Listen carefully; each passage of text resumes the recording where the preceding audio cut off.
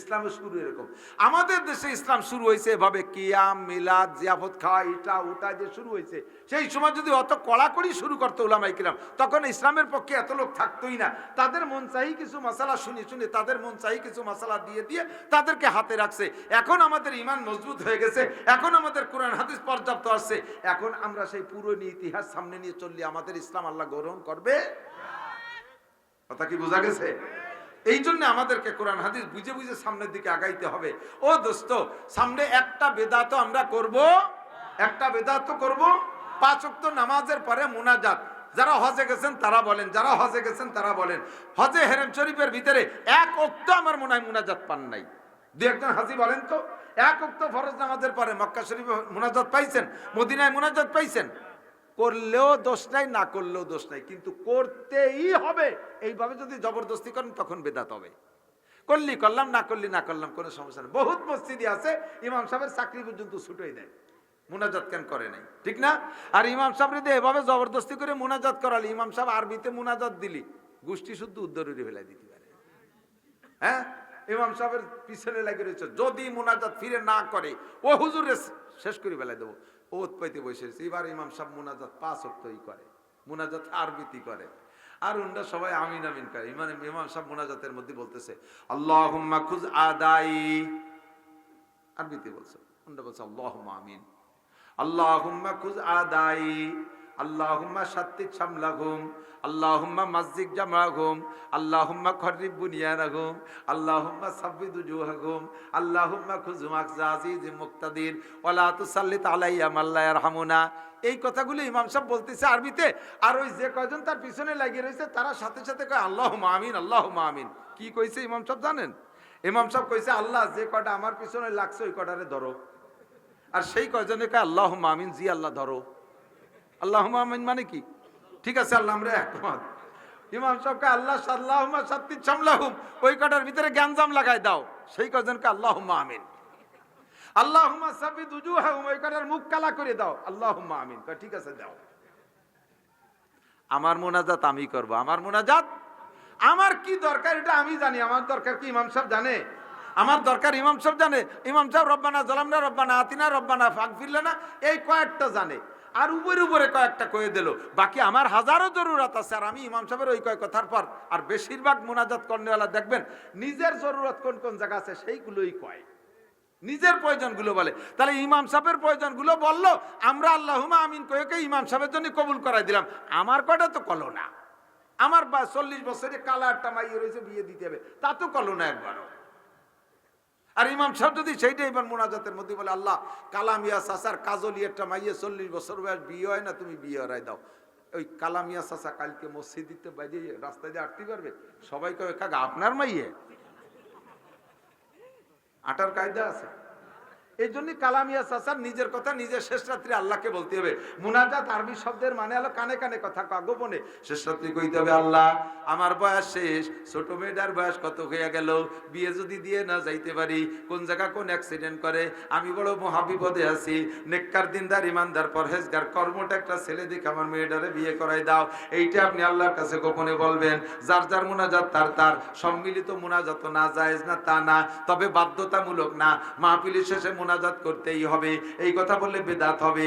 লম্বা মুনাজাত করতেই হবে, এই কথা বললে বেদাত হবে। আমি করলি করলাম, না করলি না করলাম, বরঞ্চ আলোচনার শেষে একটা দোয়া পড়া সুন্নাত। সুবহানাল্লাহি ওয়া বিহামদি সুবহানাল্লাহিল আযীম সুবহানাকাল্লাহুম্মা বিহামদিকা আশহাদু আল্লা ইলাহা ইল্লা আনতা আস্তাগফিরুকা ওয়া আতুবু ইলাইক। এই দোয়াটা পড়া সুন্নাত। দোয়াটার কাছে ধারেও আমরা কেউ না, দোয়াটা আমরা পড়তেও জানি না। এই দোয়া পড়লে লম্বা আলোচনার ভিতরে যে ভুল চুক হয়ে যায়, ভুল চুকগুলো আল্লাহ তাআলা মাফ করে দিয়ে আসল কথাগুলো আমলনামায় রাইখে দেয়। দোয়াটা কেউ জানি না, মুনাজাতের লম্বা ভক্ত, তবে মুনাজাত হারাম না, বেদাত না, কিন্তু জরুরি মনে করলে বেদাত হইয়া যায়। এই 3 প্রকারের গুনাহ থেকে বাঁচবো। এরপরে একটা বড় ধরনের কবিরা গুনাহ আমাদের মধ্যে অ্যাভেলেবেল, খুব অ্যাভেলেবেল, সেইটা হলো গীবাত। আল্লাহ পাক রব্বুল আলামিন বলেন ইয়া আইয়ুহাল্লাযীনা আমানু ইজতানিবু কাসীরাম, এদিকে এদিকে এদিকে এদিকে, ভেরি ভেরি ইম্পর্টেন্ট।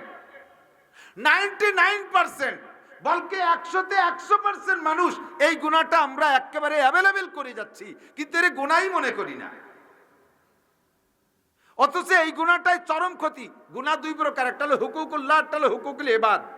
আল্লাহর হকে যত গুনাহ করছেন, নামাজ পড়েন নাই কার হক, রোজা রাখেন নাই কার হক, হজ করেন নাই কার হক, ঠিক না? বেপরদা করছেন কার হক, জিনা করছেন কার হক নষ্ট করছেন, আল্লাহর হক নষ্ট করছেন। মদ খাইছেন, গাঁজা খাইছেন, এবা খাইছেন, ফেন্সিডিল খাই, হিরোইন খাইছেন, শুয়ার খাইছেন, কুত্তো খাইছেন, এগুলো খাইছেন, সব আল্লাহর হক খাইছেন, আল্লাহর হক নাই, এগুলো আল্লাহর হক নষ্ট করছেন। এবার আপনি কান্দে দিয়েছেন, আল্লাহ সব মাফ করে দেবে। কিন্তু মিয়া বান্দার হকে যে ধরনের হক আছে, খুব খেয়াল, এর একটা পয়সা, প্রত্যেক দুই পয়সা হিসেব করেন, 100 পয়সা 1 টাকা না, 2 পয়সার বিনিময়ে 700 রাকাত নামাজ দেওয়া লাগবে। একটুও ভাবলেন না, একটুও ফিকির করলেন না, চিন্তা একটা লোকের চেহারার ভিতরে বাস পড়লো না। 2 পয়সা বাসের টাকা ফাঁকি দিচ্ছেন, খেয়ার টাকা ফাঁকি দিচ্ছেন, দোকানে মাল কিনে খাইছেন, ফাঁকিতে ঘুরে বেড়ান। এই যে দোকানদার আমার পাশে, শুনিয়ে দেন কতটা বাকি আছে, কয় বছর এটা হওয়ায় যে বাকি আছে, অথচ কিনার সময় কয়ে গেছে যে সামনে বাজারে এসে দিয়ে যাবো, হাটে এসে দিয়ে যাবো। জীবন ভরে এরকম করতে করতে দিনা রেখে চলে গেছেন। স্ত্রীর দিনা বাকি রয়েছেন, দেন মোহরের টাকা দেন নাই, কিয়ামতের ময়দানে পুলসিরাতের উপরে দাঁড়ায় আপনার থেকে আদায় করবে। স্ত্রী আপনাকে স্বামী বলে অত মহব্বত করে ছেড়ে দেবে না। বিয়ে তো করার সময় বস্তা ভরে লিখে দেন। ইদানিং আর একটা দুর্নীতি চলতেছে, গরিব হোক আর ধনী হোক, 3 লাখ 5 লাখ 7 লাখ টাকা লিখে দিতে হবে। কয় যে আরে ওই দেশ সে নাকি লেহিয়ে তো লিখে রাখো। এই লিখে রাখো যে লেখলো, যে টাকাটা লিখে দিছে ওই টাকার পর ছেলে সই করে দিছে, ওই টাকার স্ত্রীর কাছে দিনা। মরণের আগে ওই টাকা যদি পরিশোধ করে না যায়, তাহলে প্রত্যেক 2 পয়সার পরিবর্তে পুলসিরাতের পর দাঁড়াইয়া স্ত্রীতে স্বামীর কাছ থেকে 700 রাকাত করে নামাজ নেবে। নামাজ স্বামী পড়িই নেই 1 রাকাতে, তার নেবে কি? ওর আমল নামায় নামাজ থাকলেই না নেবে। হ্যাঁ, এক লোক দিনার হয়েছে দুনিয়া মানুষের কাছে, তা মামলা করে দিয়েছে, এখন তার বেচা কিনারও কিছু নেই, টাকা পয়সারও কিছু নেই, কি কবে? তাই 10 বছর জেল দিয়ে দাও, জেল খেটেছিলিস, এই গেল দিনার সব। ও জায়গা ও কারবার নাই, ও জায়গা আছে কি? নেকি নাই, আপনার নামাজের নেকি নাই। ধরো আর কি আছে, সেটাও নাই, কোনো নেকি নাই। বাস ওই টাকা পরিমাণ, ওই নেকি পরিমাণ, অপোজিটে যে পরিমাণ গুনাহ হয়, প্রত্যেক 2 পয়সার পরিবর্তে সেই পরিমাণ পাওনাদারের আমল নামা থেকে গুনাহ হয় দিনাদারের আমল নামায় ঢুকই দিয়া ওই লোকটাকে জাহান্নামে পাঠিয়ে দেবে। এই লোকটা পরিষ্কার হয়ে বাড়ি চলে যেতে পারবে।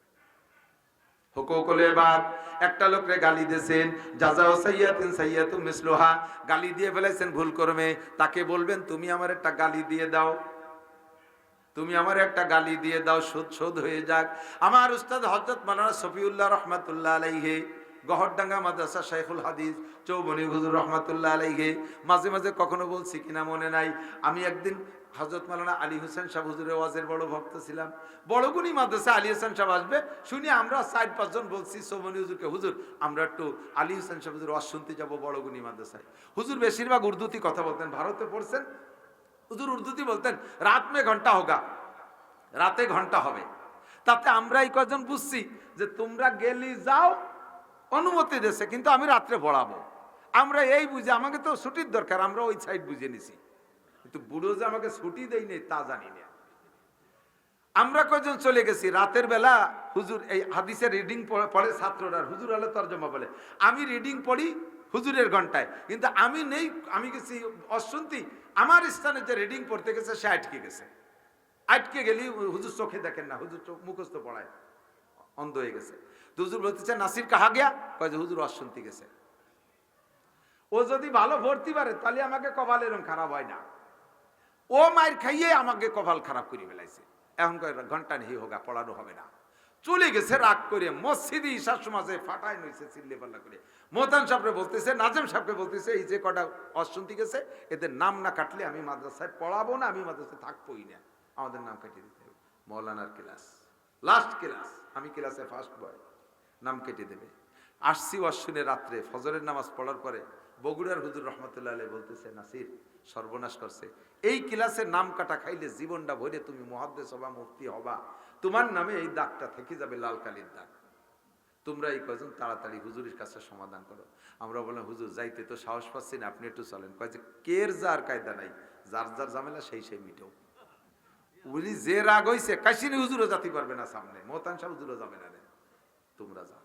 গেলাম সাহস করি যে নাম কাটা খাওয়া যাবে না, সামনে যাই, হুজুর তো চোখে দেখে না, পা ঝুলোই বসে রয়েছে খাটে, যাই এই পাও জড়ায় ধরে বসে, আমি মাঝখানে, ওরা দুইজন দুই পাশে, মৌলানা আফতাব আর মৌলানা অলিউল্লাহ।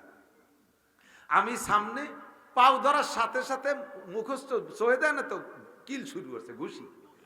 বুড়ো মানুষ, প্রায় 80 বছর বয়স, ঘুষি শুরু হচ্ছে। তখন খুশি হলাম, ঘুষিতে খুশি হয়েছি যে কিল যখন শুরু হচ্ছে তালি নাম কাটবে না, মাইরেই মাফ করবে ইনশাআল্লাহ।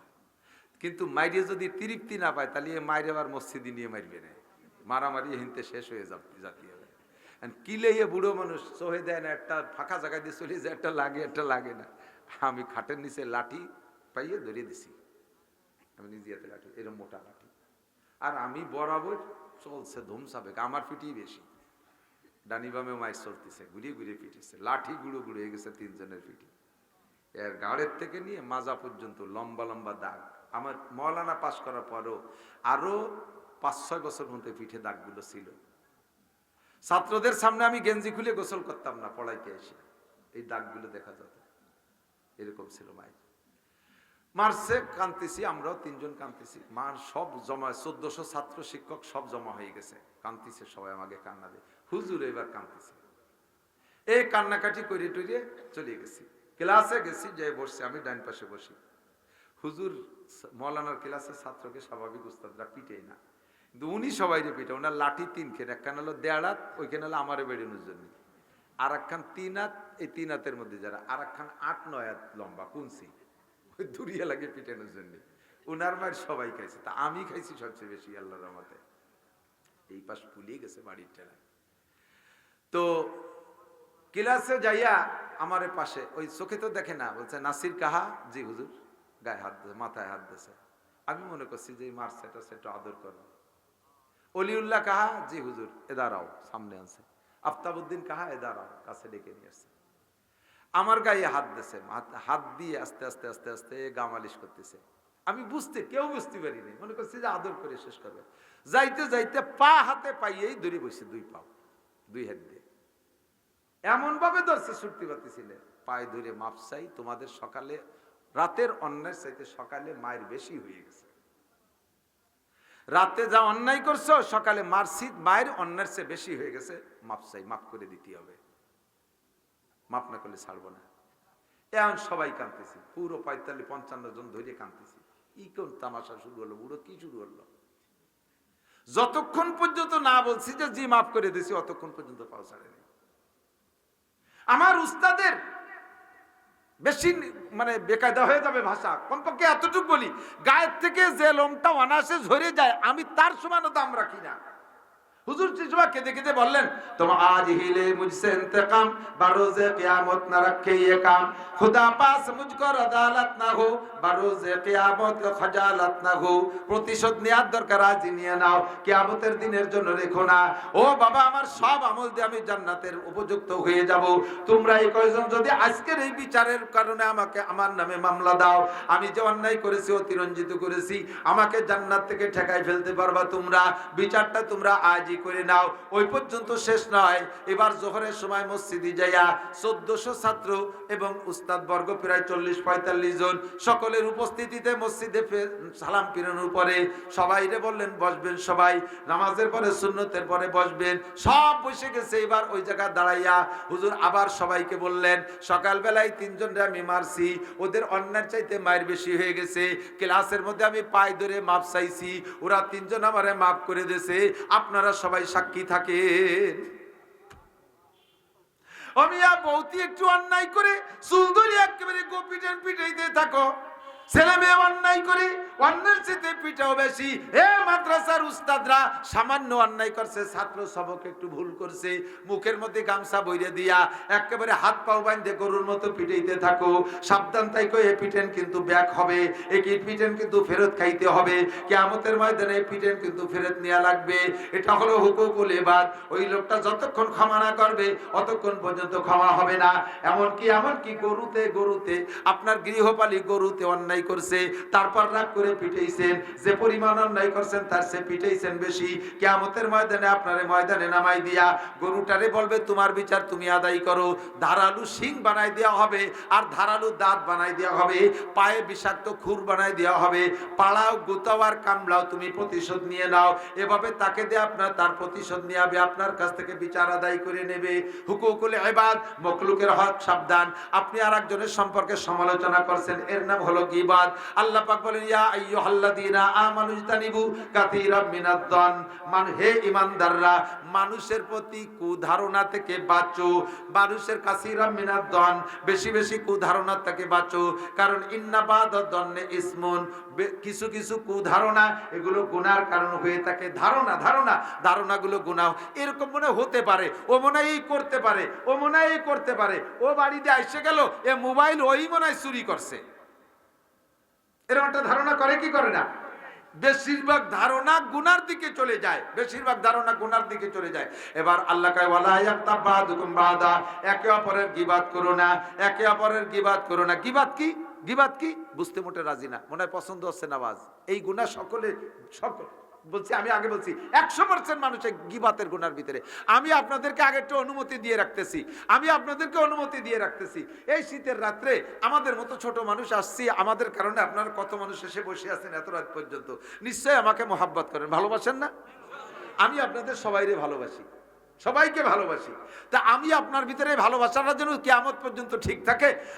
আমি যদি জান্নাতে যাই, ওয়াদা করলাম, আমি যদি জান্নাতে যাই, আপনারা যদি ফেল করেন, এই ভালোবাসার খাতিরে আমি সুপারিশ করার সুযোগ পাবো। আমি আপনাদের সবাইকে সুপারিশ করে জান্নাতে নেব। আপনারা আমাকে ভালোবাসেন তো? আমি যদি বিপদে পড়ে যাই, আমি যদি কিয়ামতে বিপদে পড়ে যাই, আপনারা যদি কেউ জান্নাতে হন, আমাকে সুপারিশ করবেন তো ইনশাআল্লাহ? তাহলে একটা ভালোবাসা আমাদের ভিতরে, গভীর ভালোবাসা।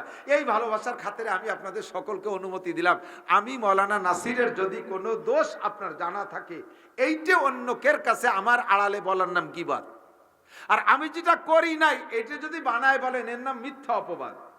এটা আরো জঘন্য, তা আমি যে গুনাহটা করছি এইটা আপনি জানেন আর কেউ জানেন না। সমাজে আমাকে মার্কেটের থেকে সরাই দেবেন যে নাসির সাহেবরে দিয়ে আর ওয়াজ করানো যাবে না, উনি এই আকাম করছে, আমি জানি। এইরকম যদি কোনো গুনাহ আমার আপনার জানা থাকে, আমার আড়ালে আপনারা একটু বলা বলি করবেন, আমি অনুমতি দিলাম। করবেন তো ইনশাআল্লাহ? কথা কয় না, করবেন না? করেন, আমি তো বললাম একটু করিয়েন। কেন করবেন না? এদিক তাকান। আমি যে গুনাহটা করছি এইটা আপনি আড়ালে বললে এর নাম গীবাত। এতে হবে কি, আমার এই গুনাহটা করে, আমি যে গুনাহ করছি না,